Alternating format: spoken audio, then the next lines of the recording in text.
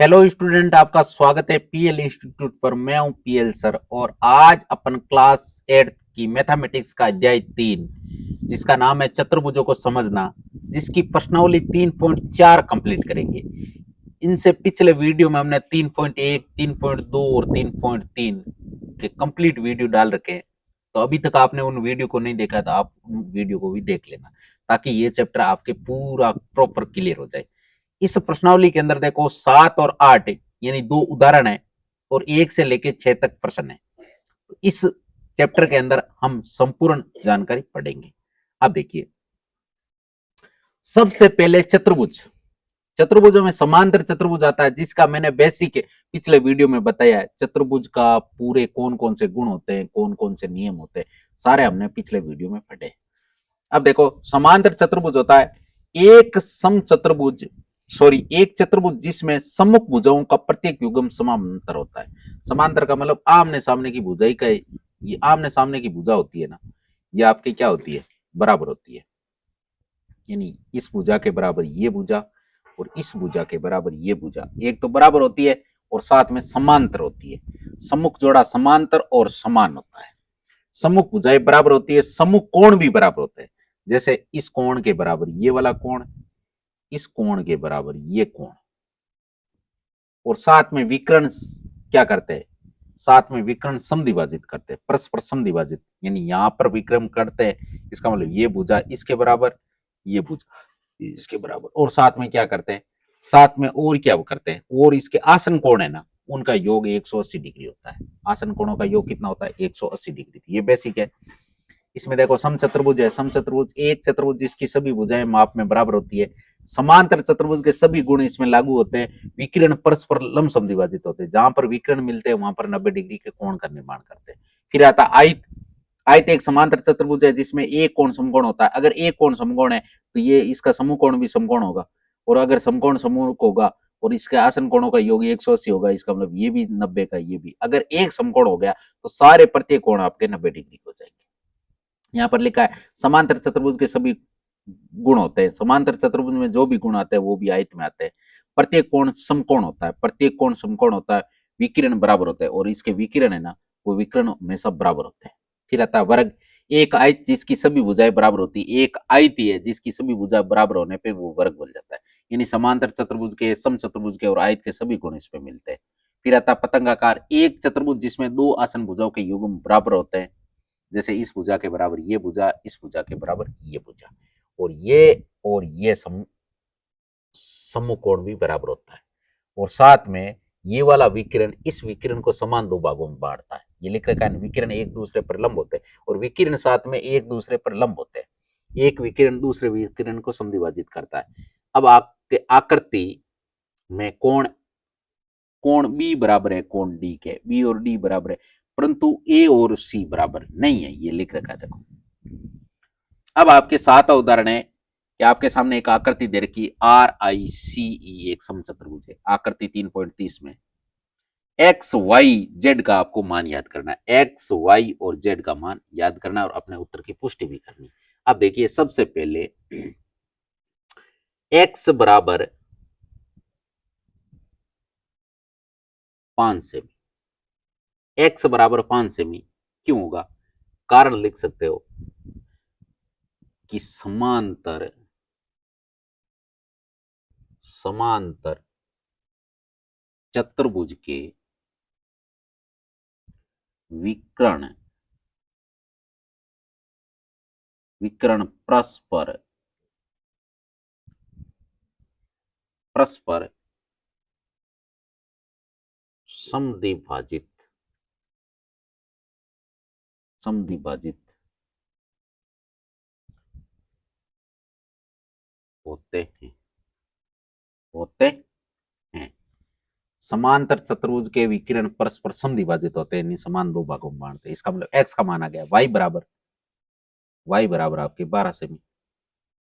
और यहां पर भी क्या लिख दोगे, सेम ही लाइन लिख दोगे। क्या लिख दोगे, ये सेम जो लाइन लिख रखी है ना ऊपर वाली, ये सेम ही लिख दोगे। यानी 1 मिनट, अभी जैसे ये है ना, ये इसको सेम को ही लिखना है। यहां से मार देते इसको कॉपी,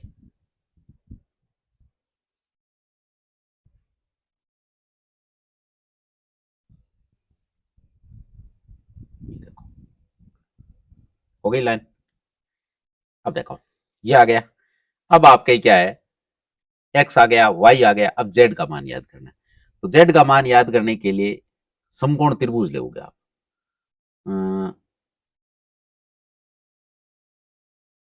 समकोण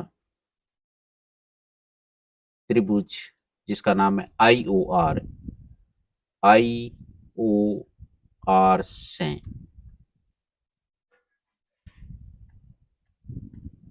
में पाइथागोरस प्रमेय से। और पाइथागोरस प्रमेय का सूत्र क्या होता है, कर्ण स्क्वायर बराबर आधार स्क्वायर प्लस लंब स्क्वायर। अब कर्ण क्या है, कर्ण आपके जेड ही है, तो जेड का स्क्वायर बराबर आधार कितना है, आधार है आपके 5। 1 मिनट, ये सूत्र गलत लिख दिया, होल स्क्वायर नहीं होता है, आधार स्क्वायर प्लस लंब स्क्वायर होता है, दोनों के ऊपर स्क्वायर अलग अलग है। अब यहाँ पे आ जाएगा जेड का स्क्वायर बराबर आधार कितना है, आधार है आपके 5, तो 5 का स्क्वायर, और लंब कितना है, लंब अभी हमने निकाला है वाई का मान, तो ये ले लो वाई का मान, वाई का मान कितना निकाला, वाई का मान 12, यानी 12 का स्क्वायर बराबर जेड स्क्वायर बराबर 12 का स्क्वायर, 5 का स्क्वायर तो 25 होता है, 12 का स्क्वायर 144 होता है। यहाँ से जेड स्क्वायर बराबर कितना आ जाएगा, इन दोनों को जोड़ोगे तो 169 आएगा।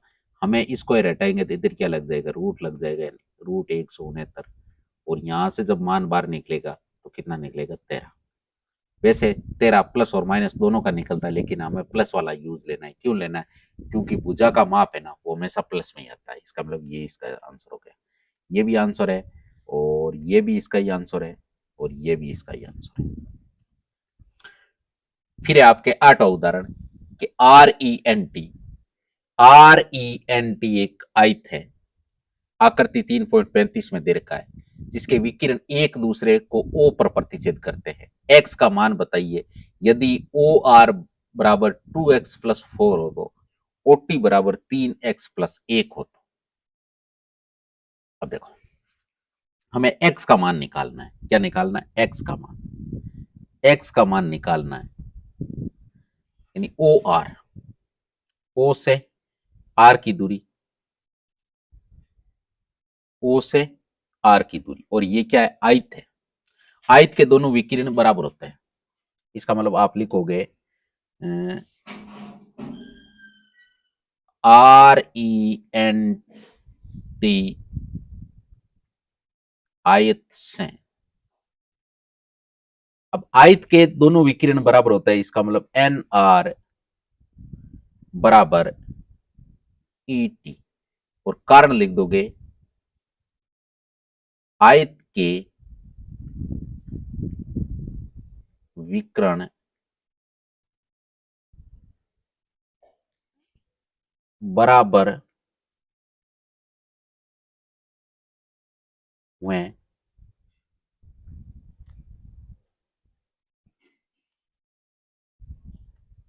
वे परस्पर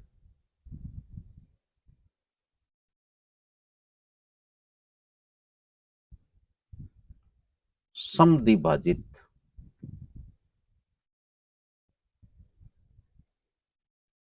होते हैं,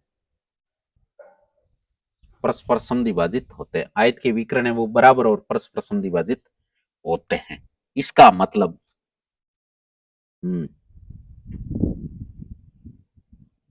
एन आर, एन आर किन किन से मिलके बना है, एन आर आपके मिला है, जैसे इसका मतलब इसका प्रत्येक जोड़ा है ना वो बराबर होगा। अगर ये विकिरण बराबर है और परस्पर समद्विभाजित होते हैं, इसका मतलब ओ आर बराबर आर टी।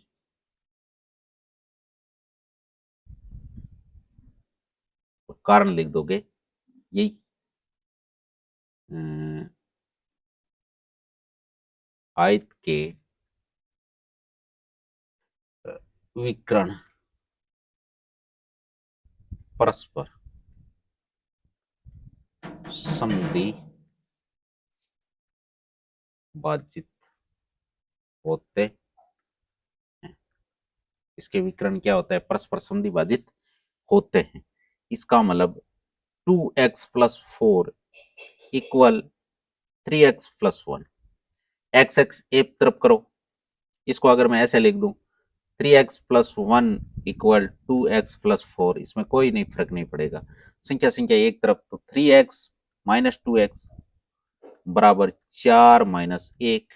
यहां से आएगा आपके 3 में से 2 गया तो 1x, और 4 में से 1 गया तो 3। x की वैल्यू 3 आ गई। x की वैल्यू कितनी आ गई? 3। हमें x का मान ही याद करना था।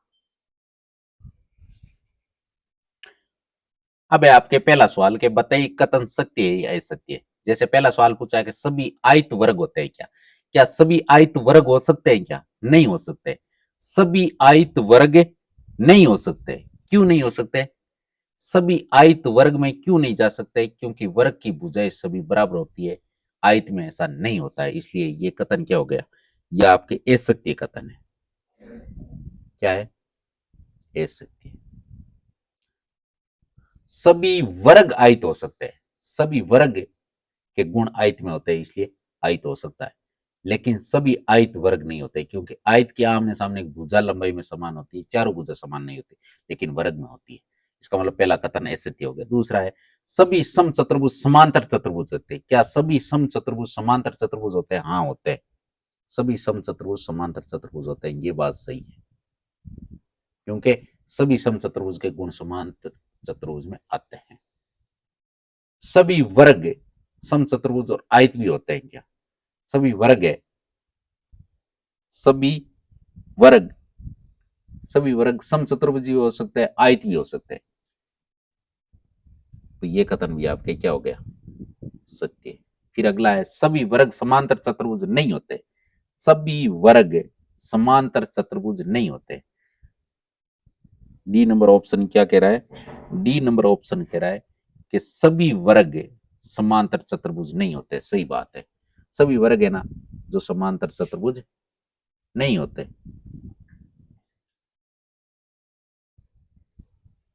ये असत्य बात है, सत्य बात नहीं।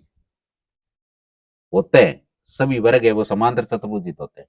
सभी पतंगे सम चतुर्भुज होती है। सभी पतंग है ना वो सम चतुर्भुज होती है। क्या होती है? क्या नहीं? ये सत्य बात है, ये सत्य बात है। फिर अगला क्या है? सभी सम चतुर्भुज पतंग होते हैं क्या? हाँ, ये होते हैं, ये सत्य बात है। सभी समांतर चतुर्भुज समलम होते हैं क्या? नहीं। सभी समांतर चतुर्भुज वो समलम हो सकते हैं, लेकिन सभी समलम समान चतुर्भुज नहीं होते। तो ये आपके क्या हो गया? ये आपके हो गया सत्य।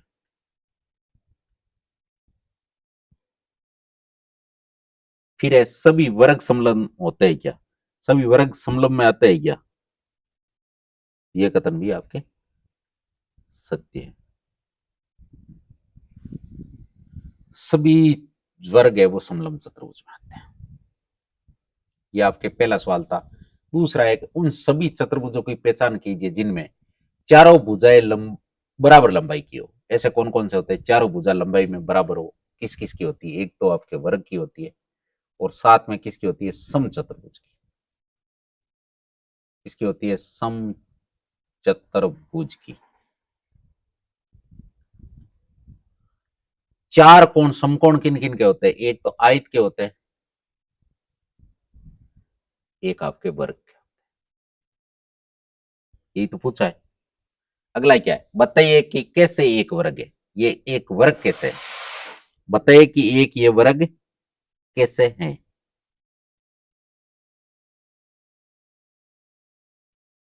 वर्ग है वो एक चतुर्भुज कैसे है? वो एक चतुर्भुज कैसे है?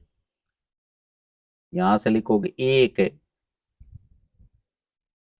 वर्ग में चार भुजाएं होती हैं, इसलिए चतुर्भुज होता है।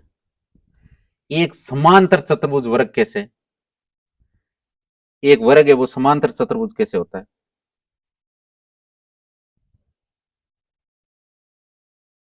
एक वर्ग की सम्मुख भुजा, सम्मुख भुजाएं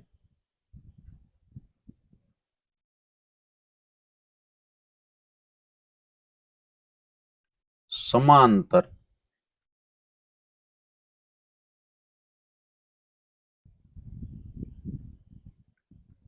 होती है, समांतर होती है, इसलिए एक समांतर चतुर्भुज है। इसलिए एक समांतर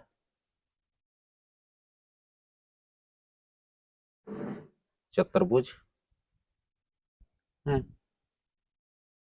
फिर अगला क्या है? एक समलंब सम चतुर्भुज कैसे? एक सम चतुर्भुज कैसे? तीसरा, वर्ग एक ऐसा समांतर चतुर्भुज है, वर्ग एक ऐसा समांतर चतुर्भुज है जिसकी सभी भुजाएं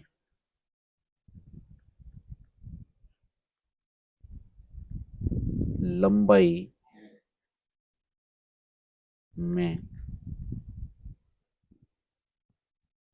समान होती है। फिर एक आयत, एक आयत वर्ग कैसे है? एक वर्ग आयत कैसे है? एक वर्ग आयत कैसे है? यहां से लिखोगे वर्ग एक समांतर चतुर्भुज होता है। वर्ग एक समांतर चतुर्भुज होता है सब जिसके सभी कोण समकोण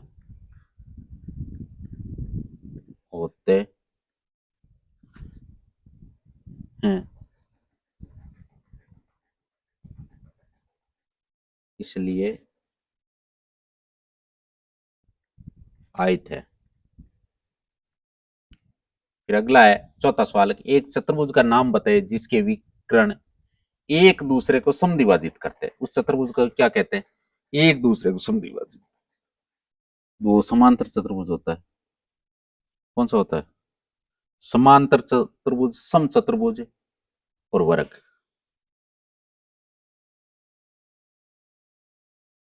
समांतर चतुर्भुज, सम चतुर्भुज और आयत।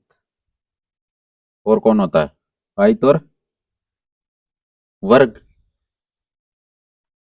वर्ग। फिर है आपके दूसरा सवाल, एक दूसरे पर लंब समद्विभाजित किस किस में होते हैं? एक दूसरे के लंब समद्विभाजित किस किस में होते हैं?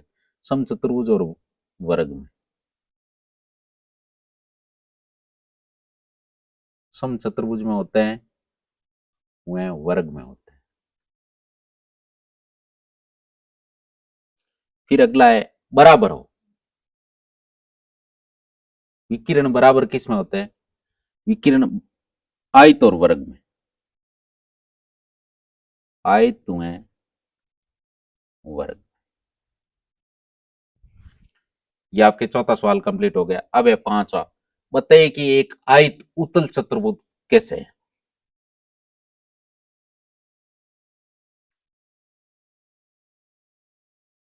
आयत के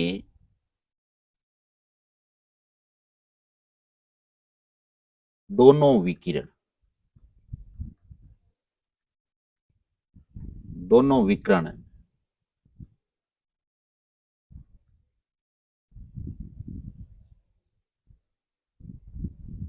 अंदर की ओर बनते हैं, इसलिए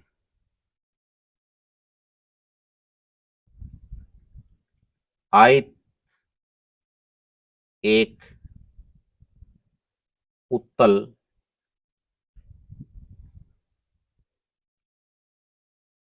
चतुर्भुज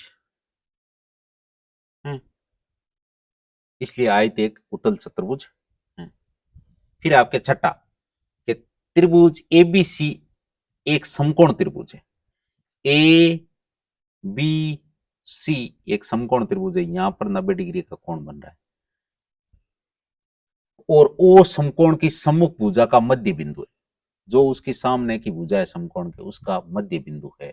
बताइए कि ओ बिंदु ए बी और सी से समान दूरी पर स्थित है। ओ है ना, वो ए बी और सी से समान दूरी पर स्थित है। बिंदु बिंदुओं को बिंदुओं से चिन्हित अतिरिक्त भुजाएं इसकी सहायता के लिए खींची गई हैं। अब आपको क्या बताना है,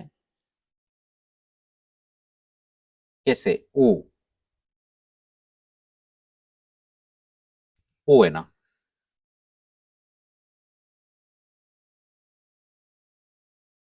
अब यहां से ए बी सी डी एक आयत है। अगर ये आयत है, इसका मतलब अगर ये आयत है तो इसके दोनों विकिरण बराबर होंगे, यानी ए सी बराबर बी डी आयत के विकर्ण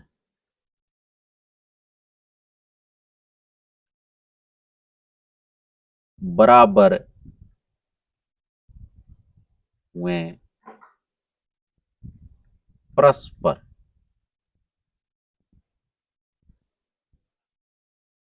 समद्विभाजित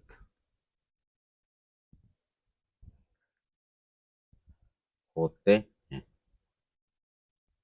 अब देखो, इसका मतलब अगर ये भुजा बराबर है तो आप लिखोगे बी ओ बराबर सी डी, नहीं ओ डी बराबर ए ओ बराबर ओ सी।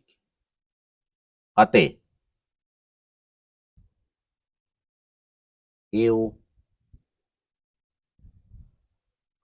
सी ओ है बी ओ बराबर होगी,